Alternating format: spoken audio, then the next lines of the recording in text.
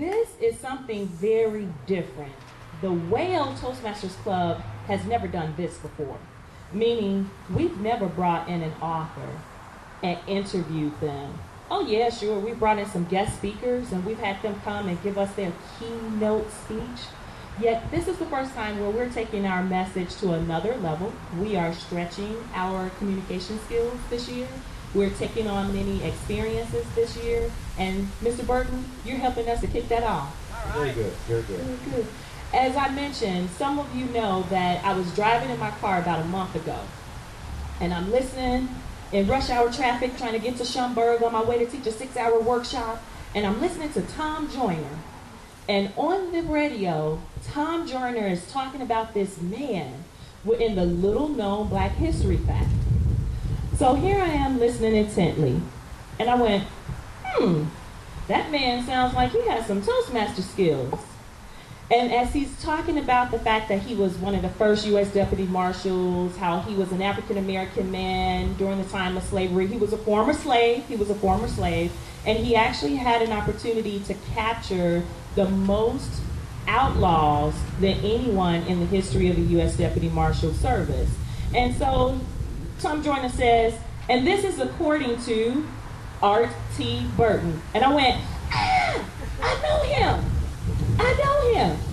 As the wind is taking away our notes, the first card is actually telling you that. So I got my little script here, and my first card is actually telling you that.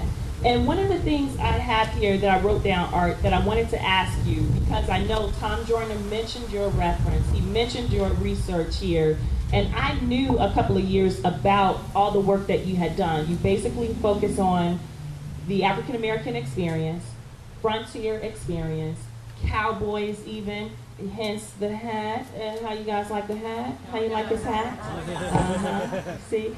And with what you do, Art, you have been researching for quite some time this story of Bass Reeves. Can you give everyone a little bit more insight as to why Bass Reeves in particular? Why did you research him? Sure, be glad to. First off, I'd like to say I'm very happy to be here with Toastmasters. So this is something new for me, and very excited about being here with you. And actually, you know, my mother's family live in Oklahoma, and I have a lot of Native Americans that I went to school with when I went to school in Oklahoma.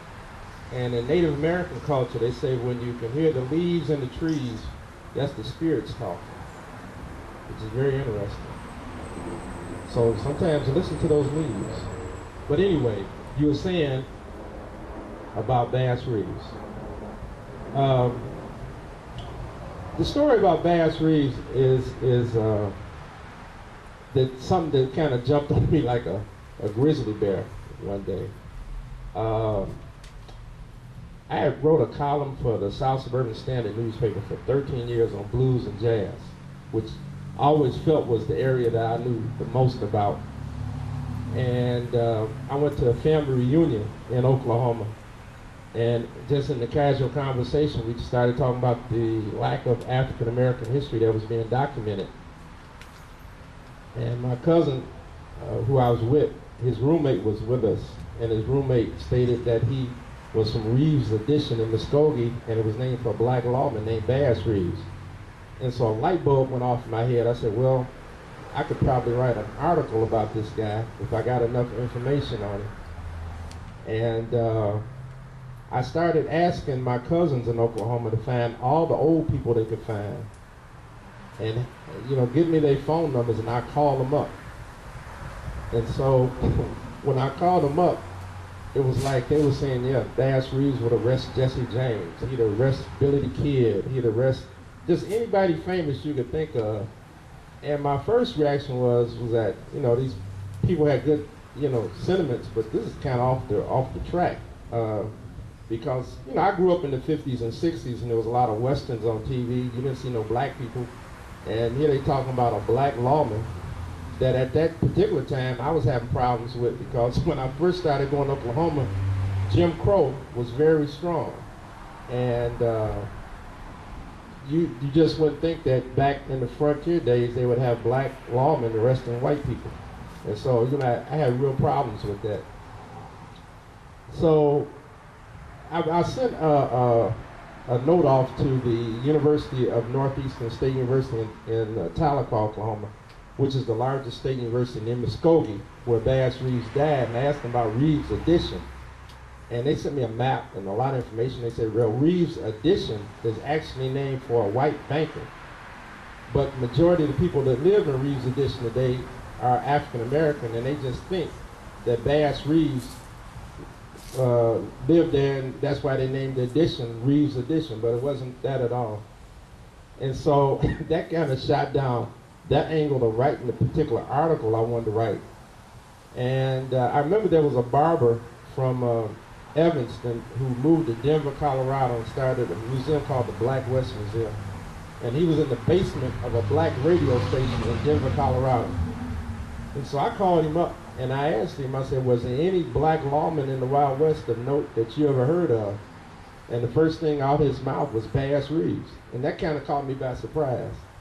And I said, well, what do you know about him? He said, well, I don't know too much about him, but he says a couple of old guys from Oklahoma here in Denver, he said, that's all they talk about. And he said, there's one guy named Reverend Haskell Shoeboot, said that Bass Reeves used to walk the streets of Muskogee with a sidekick. And the sidekick would carry a satchel full of pistols. And if somebody called Bass's name, he'd always put his back up against the wall before he turned around. So I said, that's the person I need to talk to. I said, do you have a phone number? He said, no, I haven't really seen him in 2 or 3 years, you know. So I called the operator up in Denver and told her I wanted to speak to Reverend Haskell Shoeboot. And she had a listing for him, which was kind of interesting. Because most of the time when people are old, they stay with relatives or they stay in a senior home and they don't have phones. And so I dialed the number, the lady answered the phone, and Reverend Haskell Shoeboot sounded like he'd been dead for about 10 years. And I told him I was trying to get some information on Bass Reeves, and he laughed. And then he went on to say that Bass could outfight, outshoot, outride, outrope, out blah, blah, blah. Almost the same thing that other people had told me that I really couldn't do much with. And it was at that point in time, he said, I'll tell you something I see in my own eyes. And he repeated that several times. And Reverend Shoeboot told me he was 98 years old when we were having this phone conversation. And he said when he was a young man, he would drive a hack. And I had to stop him. I said, what is a hack? And he said, he laughed about that. He said it was a horse carriage, you know. That was the nickname they used to give to him. And so if I'd have thought about it, I remember they used to call hacks, the little taxis on the south side back in the day, used to call those hacks too. But anyway, he said there was this white lawman named Bud Ledbetter, had a large posse after an outlaw that he was trying to catch. And I'm always asking people questions. Number one, I asked him, was the outlaw white or black? He said the outlaw was white. And I said to myself, well, okay, here we go again. Because a lot of these older folks I talked on the phones would tell me about Bass arresting white people. And I had a lot of problems with that initially. And so then I asked him who else was in the posse. And he said there was a deputy named Depew in the posse. And I later found a deputy Depew that worked for the Muskogee Federal Court. But anyway, he said that Ledbetter, who was in charge of the posse, had this outlaw hemmed in at Gibson Station, 12 miles north of Muskogee. And evidently he did something that was pretty bad because they was trying to kill him. And so they were shooting at him, and he was hunkered down, and they couldn't hit him. And he said by the middle of the day, Bud Ledbetter became irate because basically they were shooting up his inventory, his bullets. Those are bullets he had to pay for and account for, you know.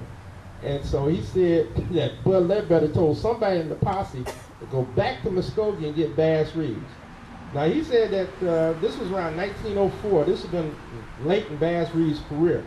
But he said that Bass Reeves came on the scene late in the day. The sun had started to go down.